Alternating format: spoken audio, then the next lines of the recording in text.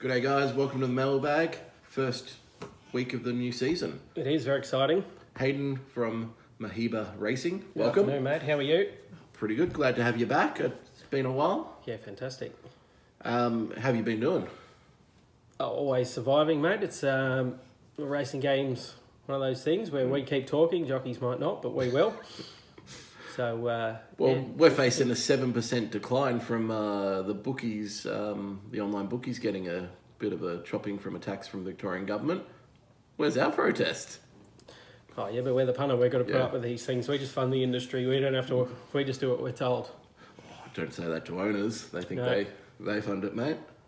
Yes, that's exactly right. I've been quite boisterous about that. So, I find those fights on Twitter and various places just a bit fascinating. I think everyone has to respect everyone else's point of view on it in terms of, I think punters do put a hell of a lot in. Yep. But without owners, it doesn't exist. Without jockeys, it doesn't exist. As long as people acknowledge that, which I do find the owners don't as much as we would expect, acknowledge that without the punter money, everything declines.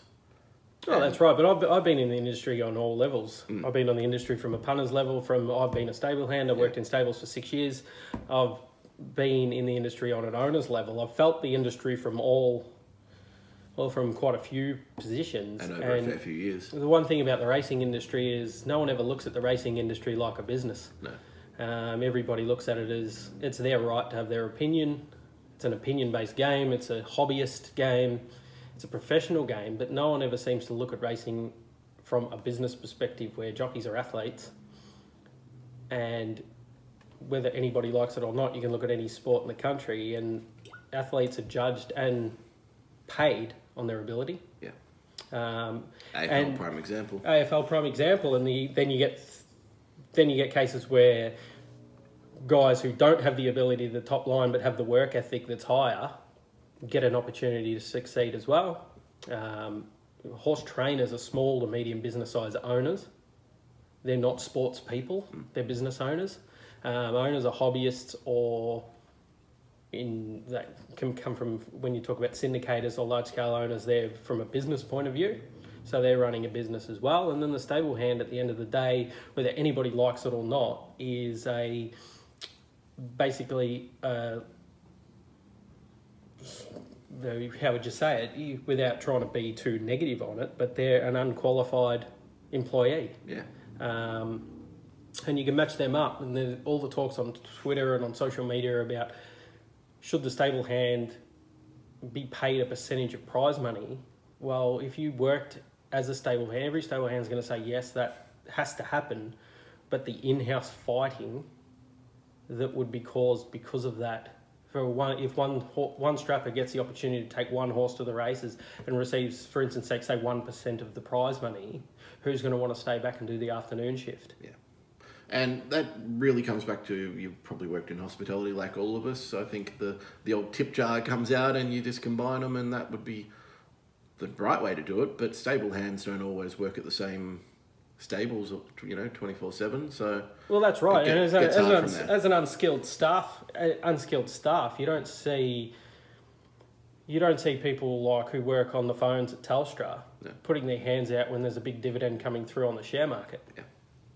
The big guys make the big money. The big guys fund the industry. The big guys make the big money, and the unskilled labour is a big part of the racing industry. But the unskilled labour, the small business owner has the right to employ unskilled labour at the same rate as the award rate, which covers all industry. Yeah. They have the right to do that. If you're going to drive up the award, A, you're going to put small business under sufferance, and B, there's plenty of stable hands out there who are really talented at what they do, really good at what they do, and they're reimbursed for what they do. They're paid accordingly. All you're going to do is drive up the dollar for the bottom line. And the trader, it's a high turnover game, and the trainer has to have the right to employ someone at an unskilled level and train them at a rate that's the same price to be competitive with other markets. Yeah, at the end of the day, they're charging the owner a certain fee, and they have to make a living from that as well and turn a profit. That's exactly right. Got big overheads as it is. At the end of the day, when you look at it from a business perspective, there's too many racetracks. Yeah. So corporate sponsorship, corporate sponsorship's almost irrelevant to the small racetrack. So you can't get the sponsors, you can't get the members. There is just too many racetracks. Like I couldn't even name the last time I seen Yarra Glen races on television. You know, these racetracks have 3, 4, 5, 6 meetings a year. They're on how many acres of land? They're worth money. The industry's got to start looking forward, and forward is going to be small-time trainers enter training partnerships with other small-time trainers. So a stable with 10 to 15 can become a stable of 30 to 40 runners. They can buy their feed at better rates. They can compete with the rest of the market. Well, and you're combining stable hands as well, so you probably, instead of needing 1.5 people, realistically you only need the one person, I would say. That's exactly right. And then you've got the opportunity to employ better staff. You got the opportunity to employ less staff and pay them more, and you don't have to compete on. You know, you can actually come out and compete with the bigger guys. Yeah, and here's a scary thing: the trainer can actually take a break and go away on a holiday.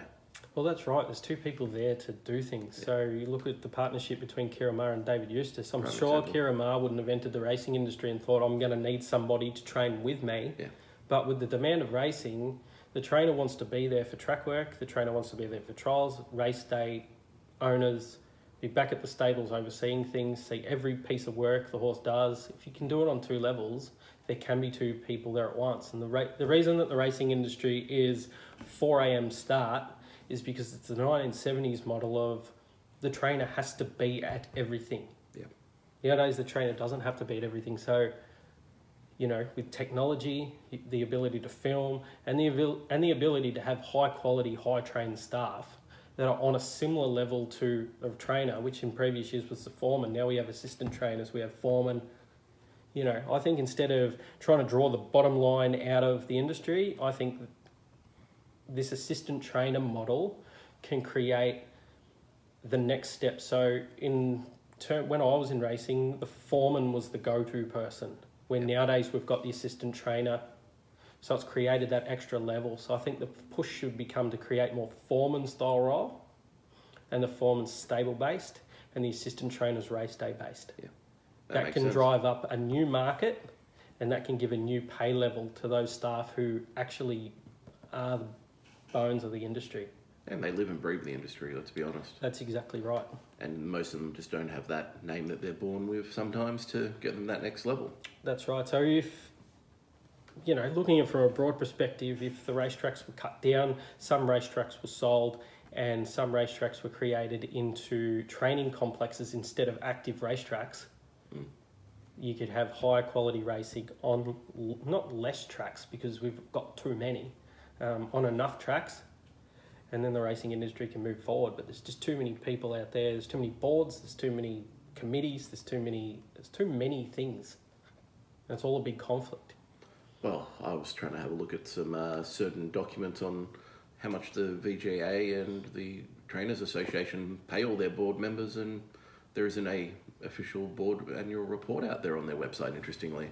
I was trying to find out, I was just curious how much they're actually getting paid to do the job that they're doing, because what they're doing right now in Victoria I don't think is very good for the industry, even though their code of conduct says they meet their code of conduct says they have to conduct themselves, and all jockeys as well, to shine a positive light on the racing industry. Yeah, that's right. But there's not going to be like, look at the CEO of Domino's making $38 million a year plus bonuses. So it's going to happen on every level. The board members are going to make their money, and that's the way every industry works like that. It's not restricted to the racing industry. So on a corporate side, who gets what?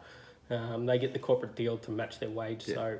So be it. That's probably bored people enough on that sort of stuff. So we'll just jump into some form. What do you reckon? Go for it, mate. Race 1. So Moonee Valley, race 1, 1,000 metres. Pretty interesting race to start the day. All in Brawl, $3.20. Sanglia, $3.70. Divine Mr. Tycoon, $5.50. Yulong Wang, $7.50. Jimenez, $7.50. And Longer the rest. Do you want a map? Yeah, go for it. I'll give you a quick map. Interesting speed. Synthetic form comes to grass with a lot of these horses. So from a speed profile, you know who's going to push forward. But a lead division, Divine Mr. Tycoon is at Tadween, Yulong Wayne, All in Brawl push forward. Sanglia Bold Type sit handy.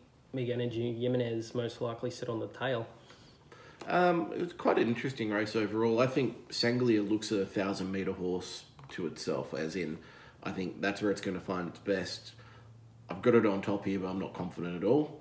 All in Brawl obviously looks like the horse to beat it. I thought Bold Type could run a good race if it could get back to its best form, but it hasn't really been showing that. Mig Energy, first starter, I thought its trials were really poor. I'm happy to take it on. And I actually couldn't find anything on Jimenez. So that's one I'm still trying to look around, but I couldn't find any jump out information on it. So it's been backed in a little bit when it's opened. And Market might tell the story. Exactly. What are your thoughts? Well, basically it's a tough one because trying to put the synthetic form onto the grass is obviously a lot of unknowns. From the synthetic form, from the two have stepped out, I respect Yulong Wayne. I think he's the wrong price in comparison to the favourite. Yep. I also think that All in Brawl, I don't have much between All in Brawl, Yulong Wayne, and there's $3 difference between the two in the market. There's been money early, All in Brawl. He's the one I would have on top from the synthetic form going onto the grass. Sectionals and statistics coming off the Pakenham run, I had him at an adjusted 1.9 lengths above the IVR benchmark. Travelled through the first section around benchmark, which is about the expected speed for this. I think he positioned well in the run. His finish at Pakenham was, Geelong synthetic was quite strong. He had a mid-race slowdown, so the pace fell out of the race and it was a real quick dash home. Yep. Might be a similar scenario here, so if he can adapt that to the grass track. Third section, about 6.5 lengths above standard for there, so he was powerful to the line. He's pretty quick. All sections top 10, fifth best last 200 of the day, combined with the second fastest last 1,000 of the day. So he's a horse that I would be interested in, but he's got to put that into synthetic to grass. It's not my favourite thing to be really piling into. Market will tell the story. He's been early. He's been backed early. $3.10. Probably get out from that unless they're really confident they're a punting stable. So if they like him, I think he positioned well. It'll be interesting what the punters do early, I guess, with the rail back in the true. So if you just remember what it really did in the true the last time, it's kind of just come off the rails a bit. And I know this is going to be a drier track, but I think it'll really be telling what they do in this race early with the pace shape, because I don't see any of them actually wanting to really push on and take the lead on too much. So yeah, the track's interesting, but you know, how much we read into it? We can't read much into it until the day. Yeah. Not only that, the market's pretty quick to react. Definitely. And the market's pretty fast to react to the first favourite. Normally one of the poorer races of the day is the first race. Market reacts really quick to how the favourite performed. Sometimes overreacts. Yeah, and overreacts. So I would base this on a traditional mini valley surface where, to me, whether it's a run-on or a leader bias, I still like to be handy on speed. Definitely. And somewhere within that 4-length bracket to the lead speed. Agree with that completely. On to race 2, 1,600 metres. Quite a few talented horses here. Nantali, $3. Miles of Christian, $4.60. Hussey's Glow, $5.50. Marjone, $6. Spannerhead, $7.50. And Miss Clooney, $9.50. Longer the rest. How do you have this one mapped? Not a lot of overall speed here. I've got pretty much Miles of Christian, Alaskan Sun. They can sort out the lead speed. Miss Clooney, Spannerhead. Single note Nantali. Nantali might get a little bit lost from the gate. I know it's only barrier 6, but the inside division are the ones that are going to want to hold forward positions. So he's going to have to make a decision whether he pushes forward. Also, there's the chance that the 1-1 will just open up for him. So the early tempo, because there's not a lot of early tempo, they might jump as a bunch division. He might have to push forward. There's a chance he could go forward and even sit outside of Miles of Krishan if it decided to lead. Or Alaskan Sun floated across and led them up. Could be 3-way the trip. Oh, possible because of the lack of tempo. Yeah. It's a really tough map, I reckon. The horse that stood out here for me was Miss Clooney. I just think no matter what happens from a speed mapping perspective, I think it gets almost run of the race. It's either going to sit one back to the rails, either going to sit outside leader potentially, maybe 1-1. No matter what happens, I think it's going to be in the right position to be able to just take the race on when it needs to. I think stepping up in distance is important, and it's just a consistent type. It keeps running well, and I think it's got the right profile to just improve on in this race. Obviously, outside of that, I think Mar Jones is a really impressive horse. Will it be suited to the track is my query. The same for Hussey's Glow in terms of just where it maps. Once again, I think you adjust on the day to what's happened in race 1 to a little bit of an extent, but I still think 1,000 metres, 1,600, they're complete different. And I thought Spannerhead obviously had a good chance, could actually get a really good mapping run, and I know you've got it potentially getting 1-1, so it'll have every chance. Yeah, Craig will give it every chance. I like Miles of Christian. Weight's not a concern for me. Mel Julia, she's actually quite a talented rider, this young lady. She rode it for the win at Flemington, didn't she? She was on at Flemington, so she's had a sit on the horse. She knows it. Step up to the mile through a lot of media was a negative leading into Flemington, which was the reason there was such a nice price there on the day, which we found. I know. I'm very happy backing it. I think it'll get the run of the race. It was very strong through the line at Flemington. Its last 200 was quite strong as well. 21st best last 200 of the day. Home 1160. Over 1700, back to 1600. I think it's its best trip. Not a lot of tempo. She's got the option here if she leads. My preference would probably be sit behind leader.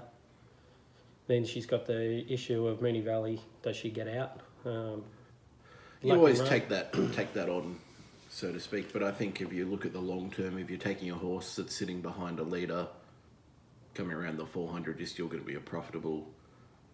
Oh, that's right. There's things that I can't really control. So, I think it's positive. I'm happy for her to ride positive out of the gate, sit where she's happy.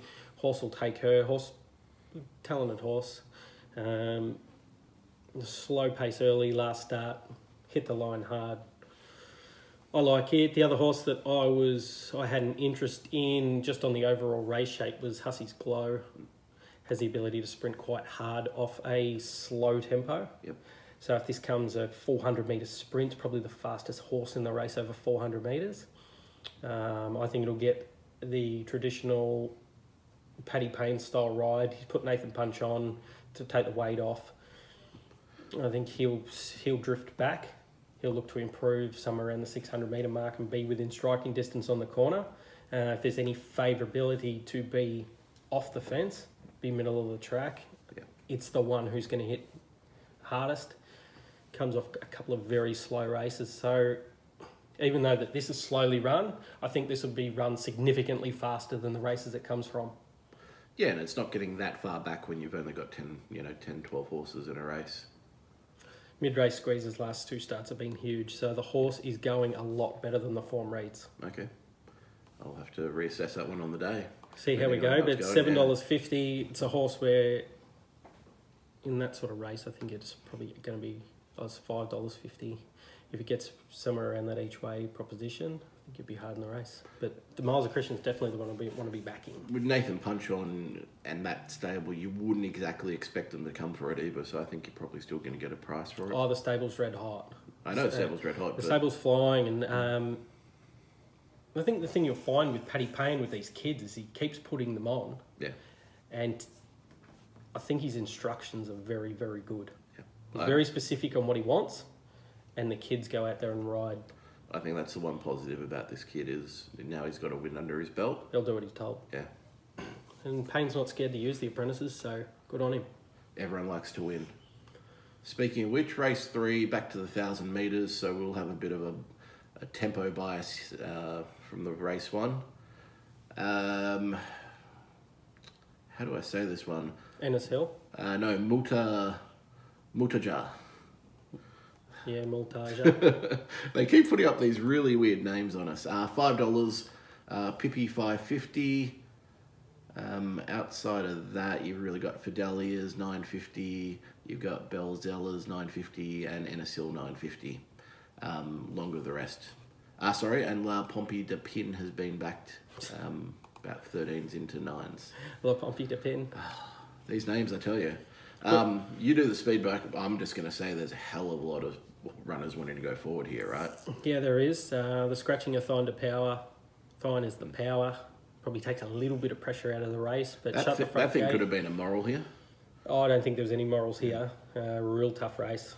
Shut the front gate, La Pomme de Pin, Cavallini. All go forward, set out the lead. Speed, Rage Dream, Ennis Hill, Belzella. Look to sit just off it, and then you look back to Crossing the Abbey, Malvine. Favourite, I've got Cast, back wide, Fidelia, Pippi, Tavertsam, Causeway Gal. They could all sit anywhere. Yeah. I think pace and barrier is going to dictate Fidelia, Pippi. Where are they going to sit? It's up to them. Well, that's probably the $1 million question in the race, right? Tough race. Yeah. My notes, I've simply said there's a hell of a lot of speed here. There'll be horses sitting 4, probably 5 deep even. You know, they're just really going to be bustling for position.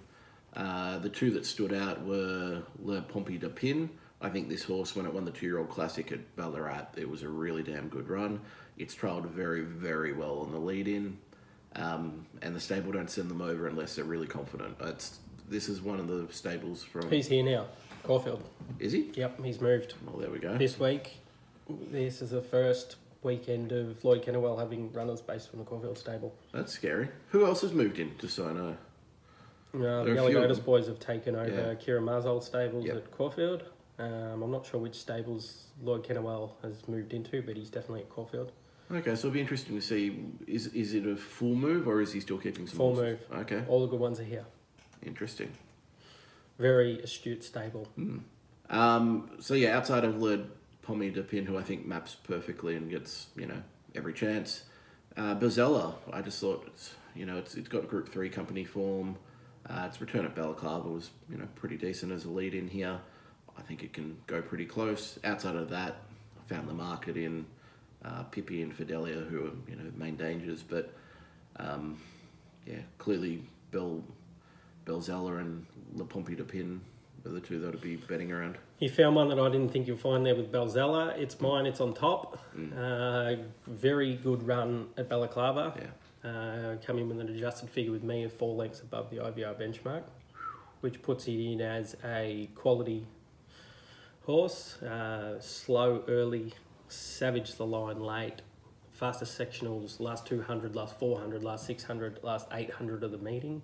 Home 11.52 on a track that they didn't really run a lot of time on.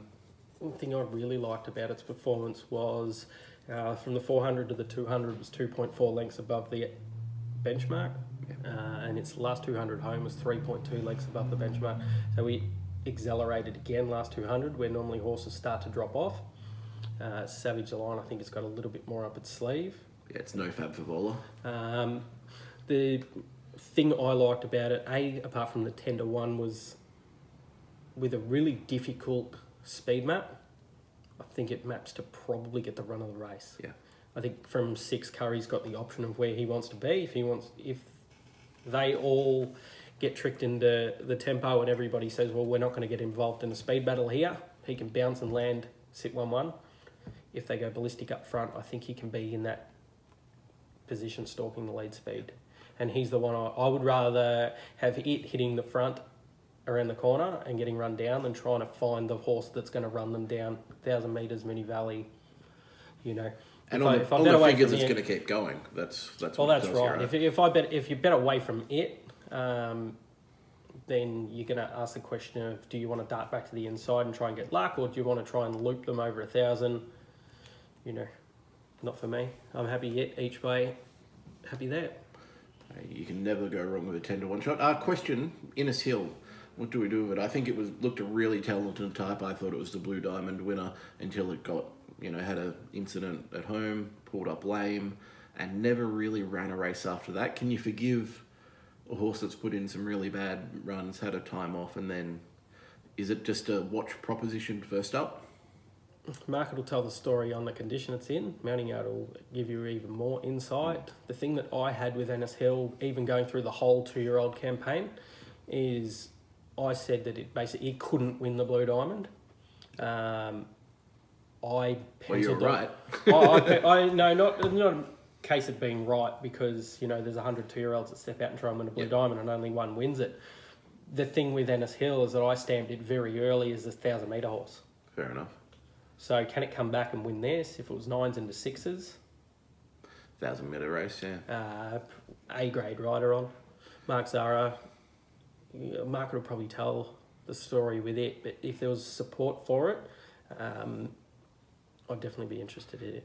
And the last one I'll ask you about, because I actually didn't mention it in the prices, but it's obviously favourite at $3.60. Causeway Girl. Any chance? Do we? Won by 7.5 at Murtoa. The run was no joke. Yep. I'll give you an indication from an IVR perspective. La Pomme de Pin, Causeway Girl, Pippi, Balzella. There's about half a length between them. Okay.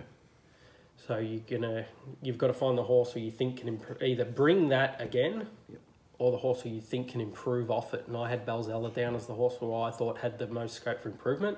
That makes sense.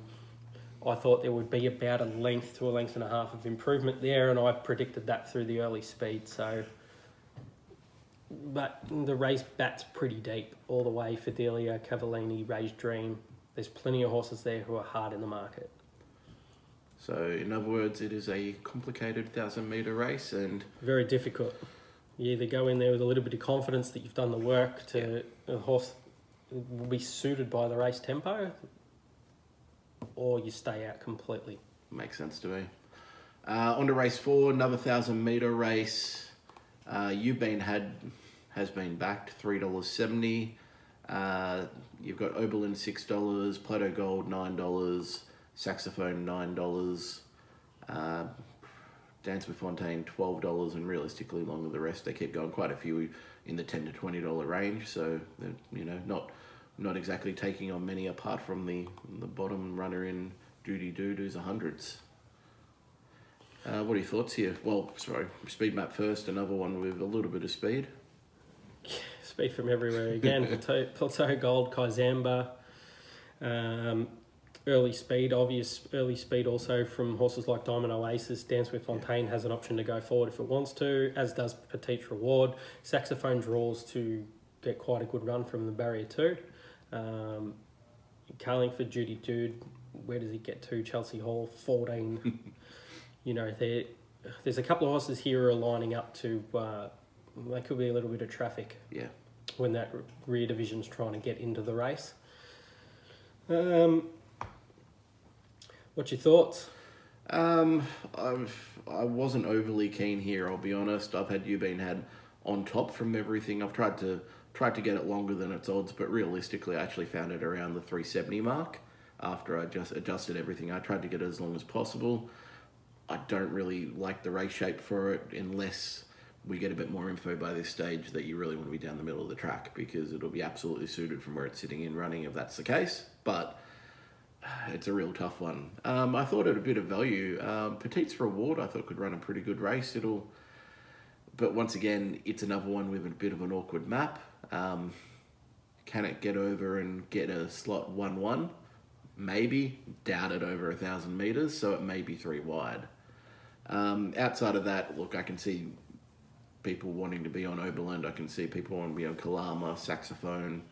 There are very few that I can take on here.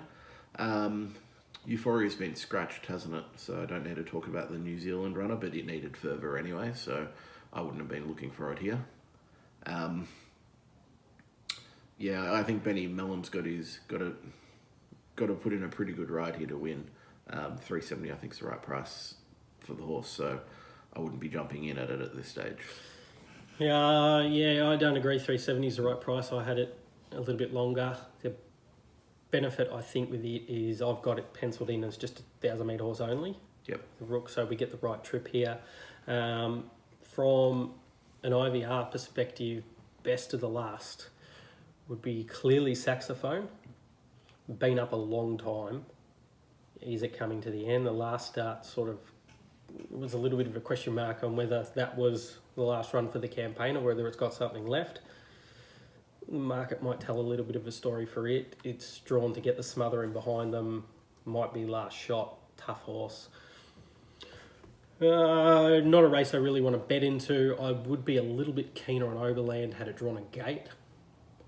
I think 1,000 metres might be the trick to that horse. I've backed him a couple of times recently at bigger odds at Flemington down the straight, and the 1200 sort of found him out a little bit.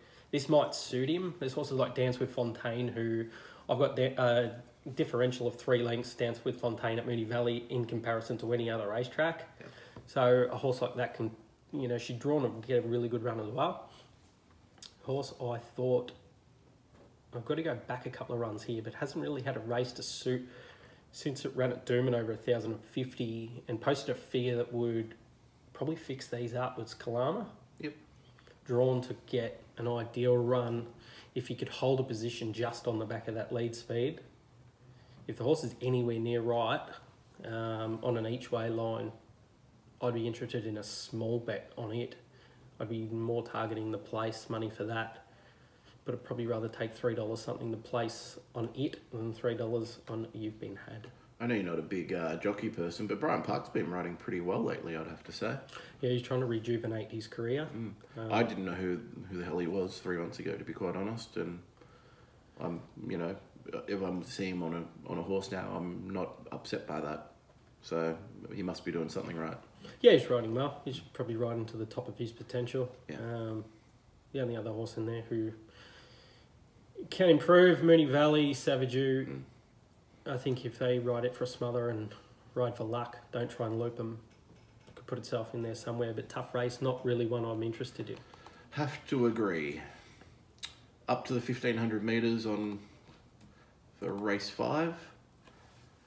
So getting to halfway through the card, we'll know what's happening, hopefully. I reckon just do the favourites on them because it's 4 to 1 the field. Exactly. Streets of Avalon, 440.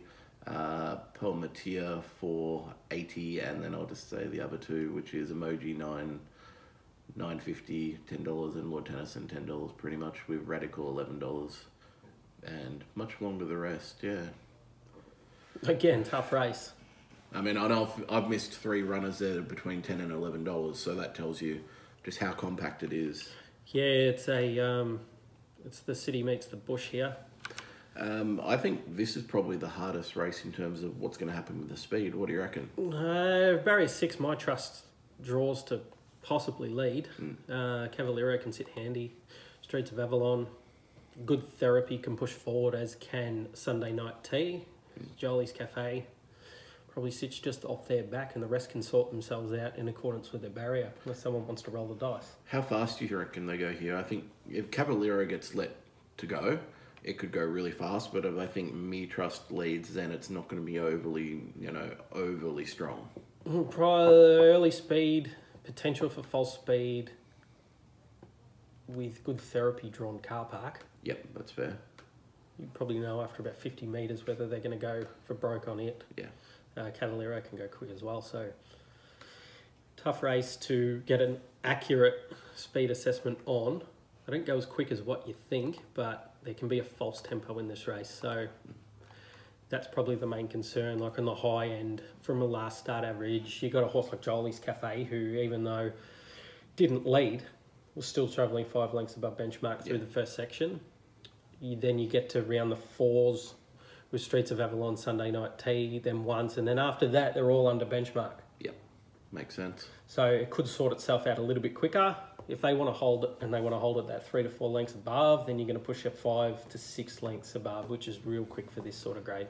And that's what I'd like to see. I think Streets of Avalon's the quality horse here. I think it's the one that if they push this along, it'll be well suited. I think it maps well enough. It'll get over. It'll get a spot maybe 3, 4 back at the outside if we're lucky. It's just been going through quality races. It's run second at Flemington was great, and I think it's actually suited by the track. I think what it's done at Moonee Valley, I'm more than confident to be backing it here. I'd be wanting to back it each way. Oh, of course, you'll get the price, won't you? $4.40, should be getting $1.80, probably even $2. Outside of that, Cavaliero, its best could probably do something, but I'll take it on. Look, they've backed this Pearl Matil, I can't even say its name. It's obviously a good horse. I actually thought Mitrust when it was in at sale, I'm pretty sure, on Wednesday. Yep. I actually wanted it to back it there. I thought it was a pretty good chance in that race, and they've decided to go a little bit harder. So I'm quite interested with the placement. I wouldn't be taking it on, so I'll probably be having something small on it. I think at the moment the market with the lambing stables telling all the stories, and they're telling them pretty quickly, aren't they? Definitely. And yeah, so if you're getting on it, you'd be getting on it now, not later. Yeah, definitely. Compressed race. I've got it down to around 6 or so winning chances. Yep. Horse I thought that was drawn well, right rider. I know everyone else is scared of Barrier 1. Barrier 1's not something that scares me. I think Lord Tennyson comes here ready to rock and roll around the 10-1 mark. What happened to it last start? I know that it was a bit of a bet from Dicko, and it didn't win, I'm pretty sure. No, last start, Penn last start. Yeah. I forget it went around. The race I was interested that it came through, you've got to go right back to the race behind Invincible Al. It's a good form Oh, race. sorry, that's the Kalama race. I apologise. It was the race where it ran behind Barcelona, which was high quality race at Flemington over 1400. He reproduces that, he wins. Even though Makes he only sense. ran fourth on that occasion, but form behind Miles of Christian, Fantastic Barcelona. He's beating horses like Emoji, who have come out and ran really well on Bush Circuit. Oversteps one. Overstep, Divine Mr. Artie went okay, and then they might drop away after that. But that run is the right race shape for this, which is in the early speed in that 4 to 7 bracket. He likes a fast rolling tempo. He could position here, possibly behind leader, if not 3 back the fence. I think Lane are riding for luck. If you're riding for luck, I'm happy with Damien Lane trying to do that. You're a bit cautious that if Cavaliero doesn't turn up, that it potentially falls back on you, or you just leave that to the jockey, I suppose, right? You can't really... Oh, Cavaliero. Okay, if you go back to Cavaliero when it ran at Flemington around Krusty and those style of horses, that was 5 lengths above the IVR benchmark. That was an enormous performance. The horse brings anything like that, it's game over for this lot. Nothing's going to get near that. Can you trust that the horse is going to bring it? No. I think the market might tell you a story. Drawn well, drawn to go quick. I would still be, I don't have Lord Tennyson and Emoji on the same at the same price. They're both in, I think 10-1 Lord Tennyson, $9 Emoji. Can I get him closer to Streets of Avalon? Well, Streets of Avalon 19 starts 1 win. Yeah. I've got to stop getting excited sometimes. You've got an each way price. You'd be keen to back at the place. It's drawn to finish in the money. Can it win? Yes, it can. The interesting runners are, market's going to tell a big story. Sunday Night Tea's win was very good. The other horse who is primed to run a race and flies Mooney Valley's Radical. Steph Thornton, good gate. She flies at Mooney Valley as well. Yeah, huge mid-race exertions off slow speeds. A more natural tempo here is going to suit it. It's the sort of horse who could burst through the middle here late and knock them all over. You probably get 15-1 on the day. It'll drift. It always drifts, that horse. Yeah, it does always drifts. Just an interesting fact on Steph Thornton. She's riding, I think, 59 kilos for this meeting only. Let's say. Which I'm a big believer. I'm not sure you like it or not much in jockeys, but I would hate to see someone who's riding 60 kilos, but they're only a natural rate of, say, 54, 53 kilos. You get that all the time. There's a dead weight theory, but if you took the dead weight theory in through everything, you'd probably never back Dean Yendall, who's 48 kilos, ringing wet. So, yeah, I'm big on it, but you've also just really got to sum up the talent of the rider. Yep. And anybody who's not a Zara or an Oliver or a Walker or a Dunn or a Williams, after that, their form fluctuates. Yep. It's not because they don't get the rides, it's because their radar on race shape falls out and they continuously get beat. So yeah, that race, me, Lord Tennyson on the each way line, Sunday Night Tea's another horse. You could have a 2 or 3 bet play in that. I'll be playing around Radical, Sunday Night Tea and Lord Tennyson. Perfect. Streets of Avalon, and I agree on each way on it, and probably something a little small on Me Trust. And yeah, I wouldn't be surprised, as you're saying, Lord Tennyson gets up from the argument you've convinced me there of. One can only hope. Moonee Valley Race 6, up in distance here, 2,500 metres. Streetcar to Stars 480, Thundercloud and Big Hammer 550. Tiffany's last $9. Much longer the rest outside of that, so they're really just backing the 4 in there. Oh, sorry, missed one. Pioneer Town, I knew I was missing one, $4.80. Mapping wise, what do you got the speed doing? Yeah, I don't think they got any option with Harden but to roll the dice from 16 and go forward. I think it will lead, will it be Tiffany's Lass, Tiger Tim, Streetcar to the Stars, and the rest can sort themselves out from there.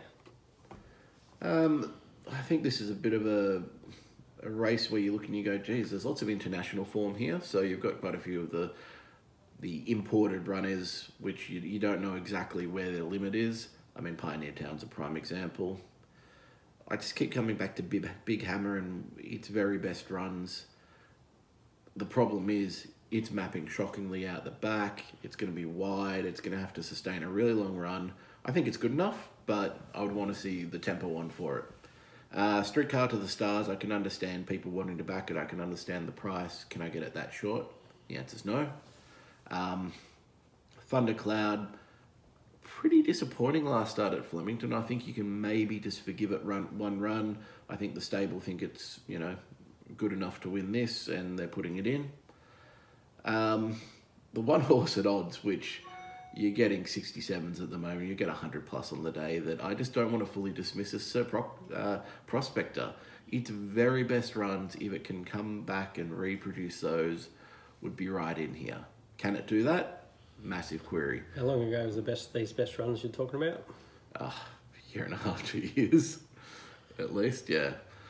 Once again, that's where you come back to seeing how it is in the yard and that there's any money for it. I think you get a bit of a guide on it. And I would be foolish to not mention Street Spun, who was on last start and ran poorly, but if the speed's on here, it should be suited. Pioneer Town, at the price I want to take it on. Your thoughts? Thundercloud. Yep. Last start, they walked. There was a tearaway leader. It was going -4. Yeah. And they were going -20. I thought it would still have the turn of foot that would be needed based on what it had done the previous starts. I was just... Did it not, though? That's my question. Yeah. Everybody looks at it and says, did it not? Streetcar, the winner, Serenade the Stars, Yeah, Serenade the Stars. was in the prime position for the race shape. Serenade the Stars had an exertion of around 18 lengths mid-race. Thundercloud's mid-race exertion was 25 lengths. So from one section to the next, there was a 25-length exertion, which is around how many seconds on the clock? You tell me. So you're pushing a 4-second difference. Yep. So has he had the turn of foot? My word, he has. He's gone from running 14s to 11s and then had to sustain the 11. The exertion was way too high. They misjudged the race shape. They walked. They should have been up the tail of the leader. Yep. The leader shouldn't have been a 10-length tearaway. So the exertion can blow the horse up. What the horse has is the horse has an ability to sustain a reasonable speed and sprint hard off it over a staying distance. That's its little weapon. Pen the run, go back prior to that, and he runs around that 1 length above benchmark at Sandown. Yep. What was he? He was an adjusted 1.4 lengths above benchmark. On that occasion, he went -10 through the first section. They're not going to go ballistic here. No, they're not. Again, 9.5 length mid-race squeeze, and he broke benchmark going through the third section, plus 2.2. The run said that he sprinted sharply, and then he deteriorated over the last 200 metres. With the last 2 runs and the last 2 exertions, he may have been underdone last start. There's also a question of him getting a true 2500. Yeah. The market will probably tell between the 2 Weir runners who's there to rock and roll and who's not. Thundercloud draws to get the ideal run. He draws to get a toe into the race. And if they want to make it a sharp sprint from, say, 600 out and he's within 4 of them, he can beat these pretty easily. Do you think with Ethan Brown on, they'll try and sit midfield? I mean, they've got a positive barrier, or do they still just try and not overly use the horse out of the barriers? No, the thing with him going back through his whole preparation is the horse has really been ridden to his own rhythm. Yeah.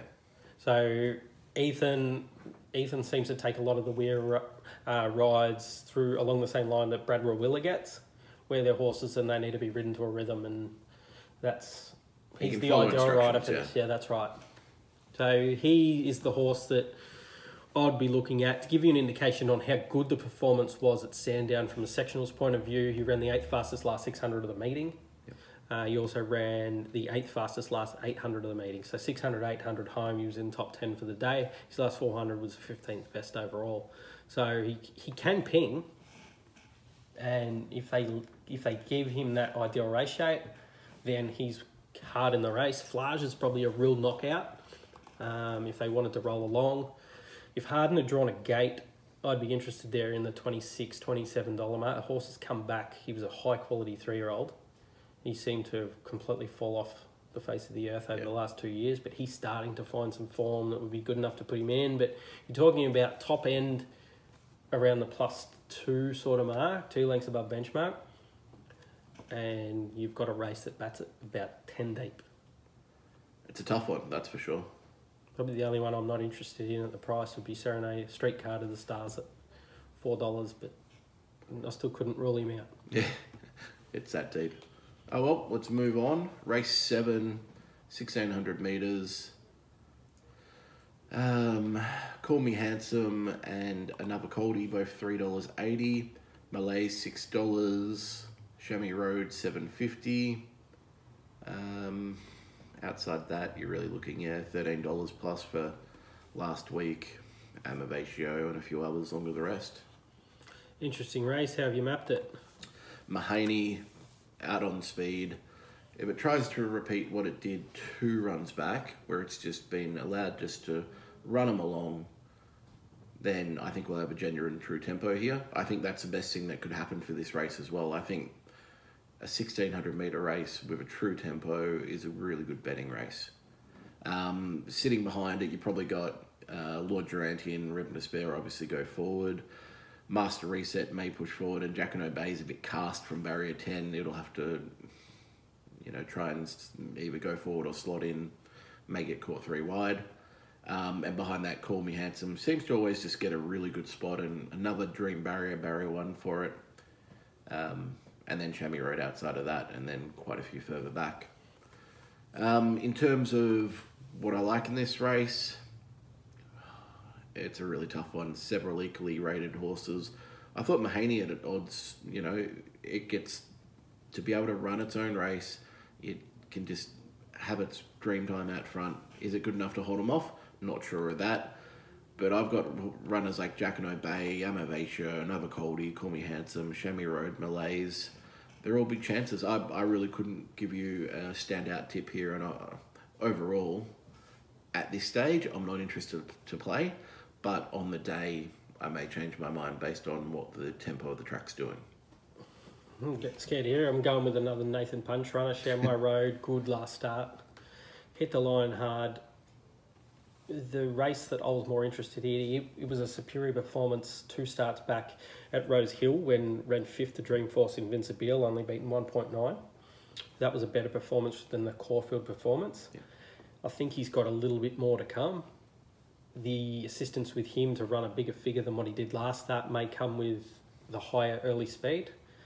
I think that'll suit him. Nathan Punch on, I've got to have a little bit of faith. To give you an indication on last start, he failed to break benchmark. Yeah.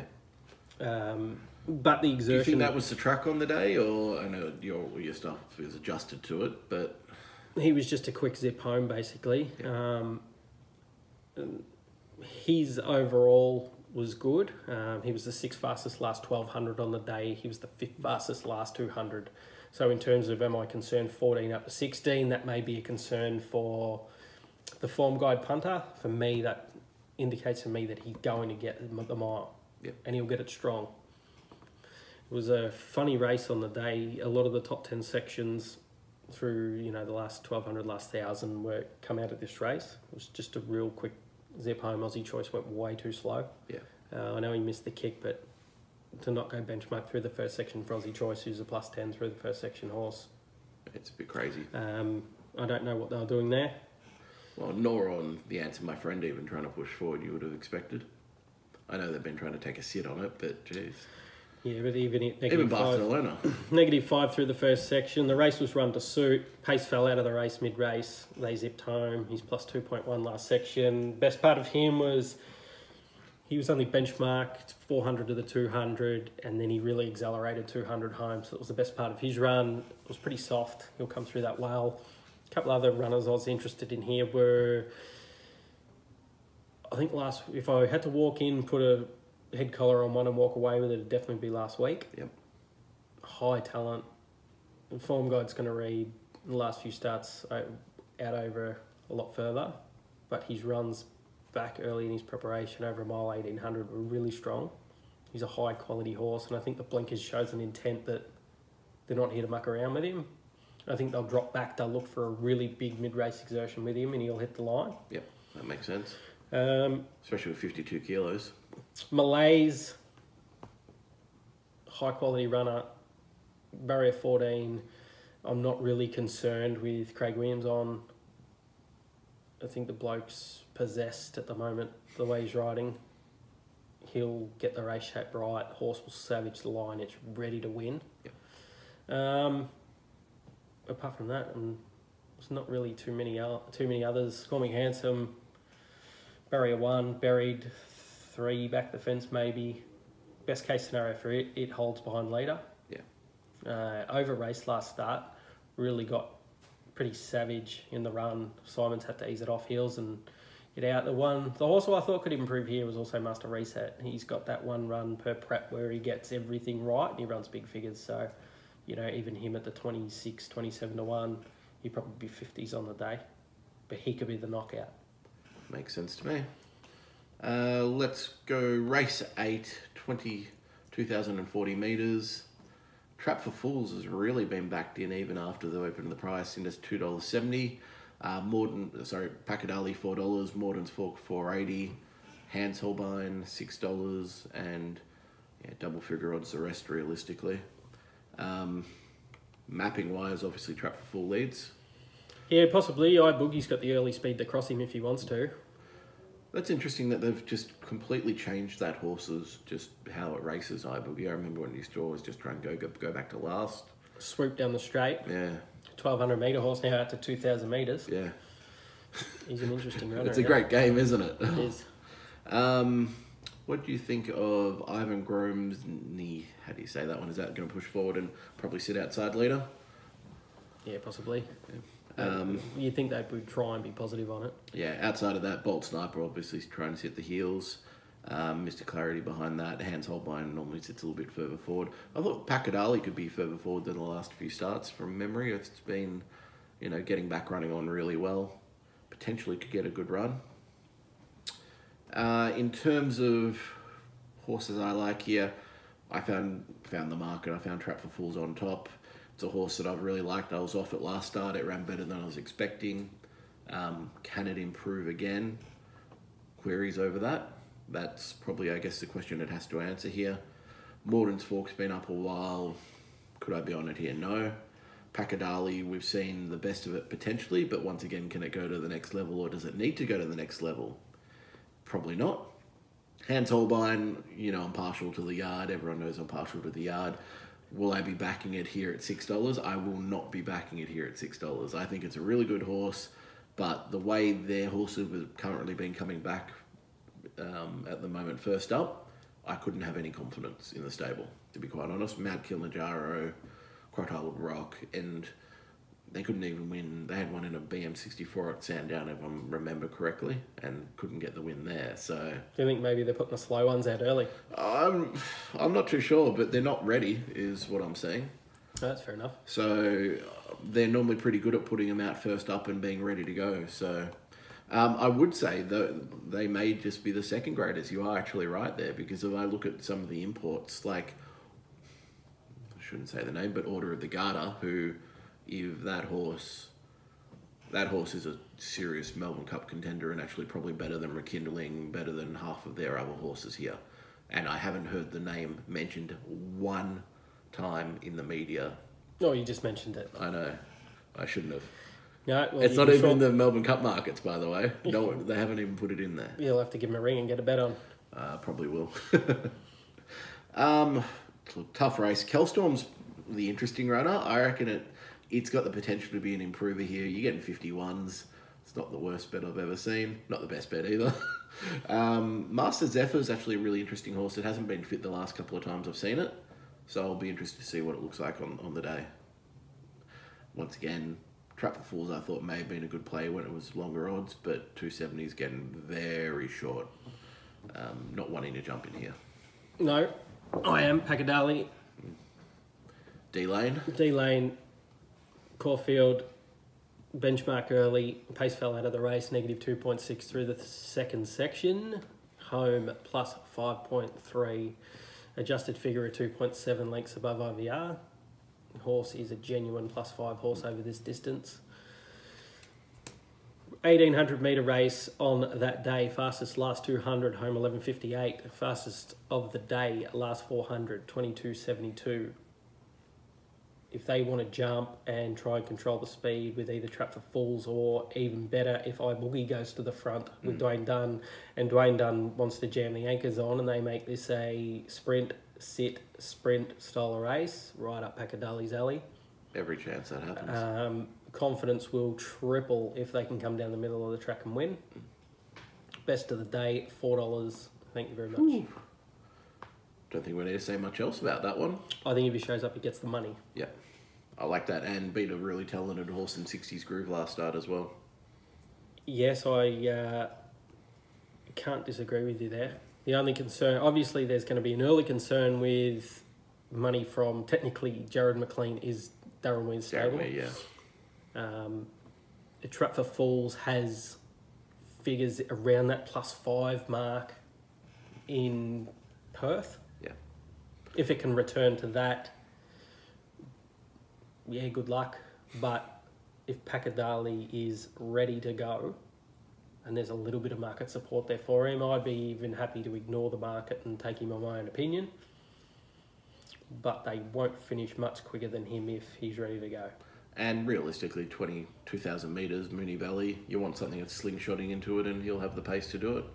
Yeah, Makes probably my only concern with him, I think iBoogie is a genuine chance in the race. Okay. I think he could slip them. I think 2,000 metres, he's profiling like a horse who's going to get it. Morton Fork is another one, high talent. If the 2,000 metres up his alley, he could get it. But if they get it, they're going to get it around the +2 level. If Pakadali doesn't show up and the race is anywhere between benchmark and 2 lengths above IVR benchmark, Yep.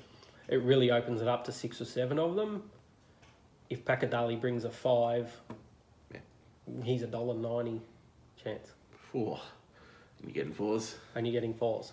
I would love to know, these are times where you'd love to know the stable and say, is this horse ready to rock and roll? Yeah. If the market says to me, yes, he is, well, he's a chips in for me. Makes a lot of sense. Race 9, 1,200 metres, last of the day. Few hard in the market here. So you got Nordic Empire $7, along with Wise Hero, Princeton Spirit $6, LeBron Star $8.50, Highland Beat 9s, Lord Barrington 11s, Queen Annabelle 11s. List keeps going on and on and on. They're just really well in the market, and the one obviously that one last start, Sharpness $7.50. In terms of the speed map, Nordic Empire probably pushes forward based on what it's done at Flemington and everything. Yep. Highland Beat's always forward. Wise Hero's been forward a lot. Princeton Spirit's probably got no other opportunity apart from going forward realistically from 9. Same with Lord Barrington, perhaps. Behind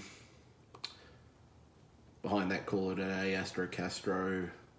Tudor's cast out wide. Not sure what it'll do. Same with even Sharpness is a bit of an issue from the 11. Walker's got the talent to still find it a good spot, but that's my one concern with that horse. The horse I just keep coming back to is Princeton Spirit. Now, I'm normally a massive negative for concussion plates and bar plates and everything, but I think this is a horse with a lot of talent.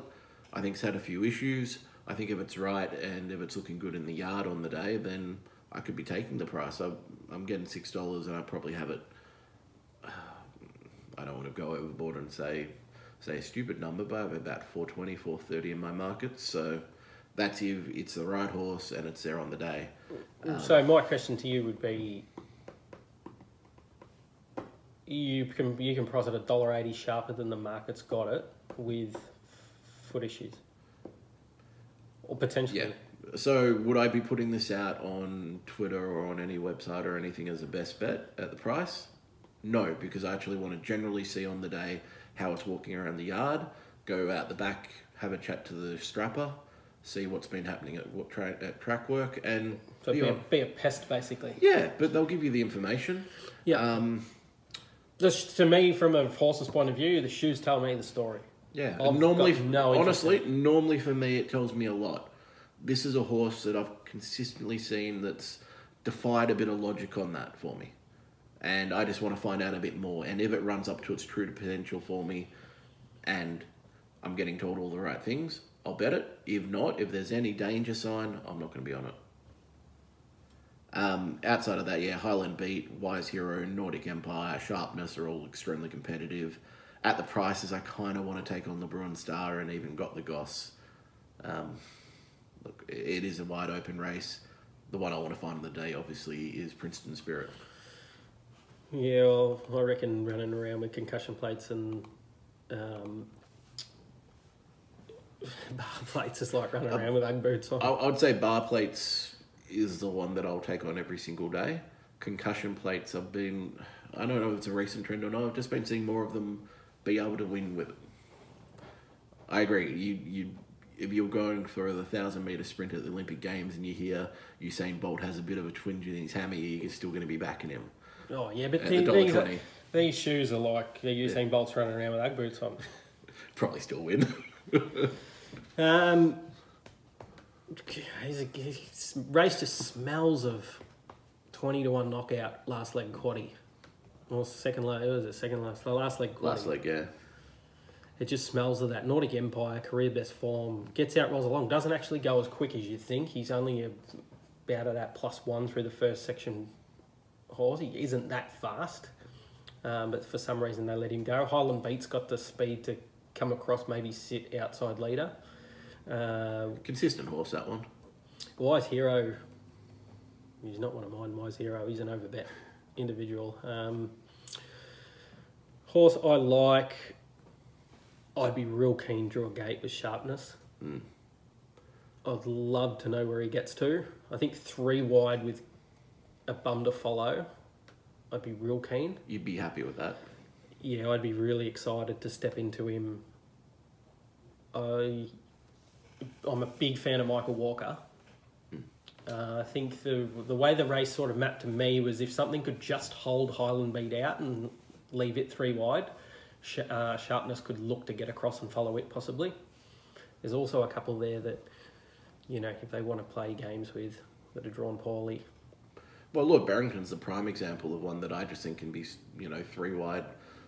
If you've got, let's say, Nordic Empire's leading and potentially Wise Hero wants to lead or Princeton Spirit want to go forward, where's Lord Barrington get? It's probably going to be at least cast 3-4 deep if it's going forward. So I think that's your horse you're kind of trying to tail, I think. That's my horse I'm trying to tail. I like him.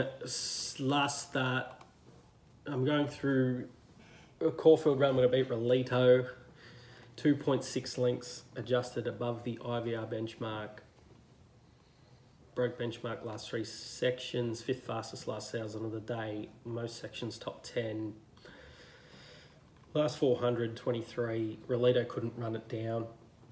Strong through the line. Improvement to come.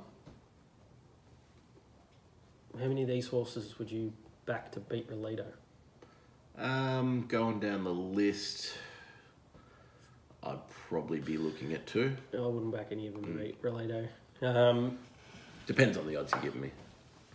Nordic Empire, career best form. If that is playing leader rail, Yeah. hard in the mark, especially Basta. Basta's a massive positive for this horse. He's just turned himself into that Gay Waterhouse style front running rider. Queen Annabelle's high talent.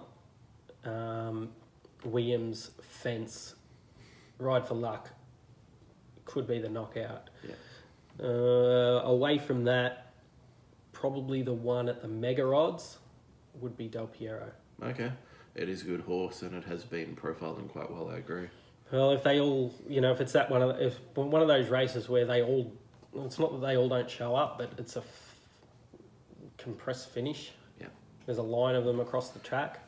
If it plows them, wouldn't surprise me at all. You're going to get $31. And you got Benny Allen on, who's riding well. Ben Allen's a star. They're the horses that I would want to look around. Again, Labuan Star 13. I can't have it. Yeah. Best value of the day, Sharpness. Whew. So just to recap, your best value is race 9, number 6, Sharpness. Yes. And what's your best bet of the day? Pakadali. Perfect. My best bet of the day is race 2, Miss Clooney on the each way. And it's also going to be my best value because it's the same odds and I just want the one. Lay of the day. Any you're looking to take on? I'll lay the Force in the First, Sanglier or whatever it's called. Yep. The Godolphin thing. Yep. It's got to improve. It's broken benchmark once in its life. It's just went a tick over benchmark at Wyong. It has to find its first prep form to be beating those. Yeah, well, if any of the others can adapt their synthetic form to the dry track, to Moonee Valley, it's going to have to improve 4 lengths. Fair enough. My lay of the day would be race 2, Nantali. I'll take it on. We've gone pretty far through time, so just quickly touching Missile Stakes up at Randwick, Kementari versus Pierretta. Do you have any thoughts on that one? No, I'd love to know how far along into their preparations they are. It's one of those things with the Everest is these 2 horses are going to have to be both fully wound up. Yeah. No one's going to take either of them that gets beaten on the weekend. They both want to be in the Everest. Yeah. My concern from an Everest point of view is that these 2 horses are ready to go tomorrow or on Saturday, sorry. And that's not the type of horse you want a couple of months down the track. Yeah, I just don't understand from a slot holder's point of view why they don't lock them in before the start of the preparation and say, okay, trainer, now you've got the whole preparation to have this horse peaking on the day. There's very few trainers who can get him to peak twice. Kementari is going to be rock bottom odds. I think he'll be odds on the day. Yeah, they won't drift it, that's for sure. No, and he's 1,200 metre profile in comparison to his 1,400 metre profile. He's very similar to Happy Clapper, Happy Clapper's a +9, +10 horse around a mile and is 6 lengths inferior at 2,000 metres. Yeah. Sometimes we can't get too caught up in these horses. What does he have to bring? What's Pierrata going to bring? If Pierrata brings his best over 1,200, he can push into the 4 to 5s. Kementari would have to bring a PB at that distance range to beat him. Yeah. Oh, You can't take the 2s. Kementari is a genuine rock star, so it's the sort of race where do I want to get fully involved in it? I would rather stay out. So I'm gonna be there on the day, so I'd rather stand there and clap my hands and enjoy the race than try and make money out of it. If I got a place price Pierrata that was $1.40, $1.50, well, You might get that on the day. all in. Yeah. Probably a good bet. The knockout in the race is Takedown. Is that his name? Yep, takedown. He's the knockout. Gary Moore? Yep. Yeah. He is a dead set dry tracker. If that track's rock hard, he's in the race. I'll keep my eye on that because I like the horse and it parades well.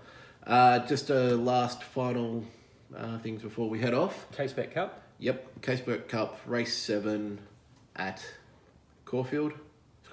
At Moonee Valley. Moonee Jeez. Valley. Yeah, we've had trouble over at Caulfield, wouldn't we?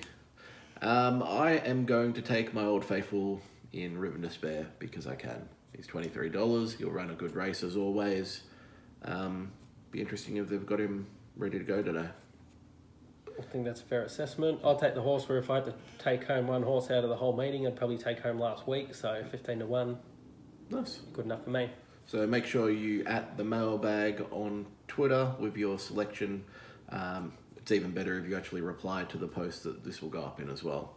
Rob will be at Randwick for the mailbag yard pack, and also Pete at Belmont. Looking forward to the weekend. Thanks very much for coming on, Hayden. You're welcome.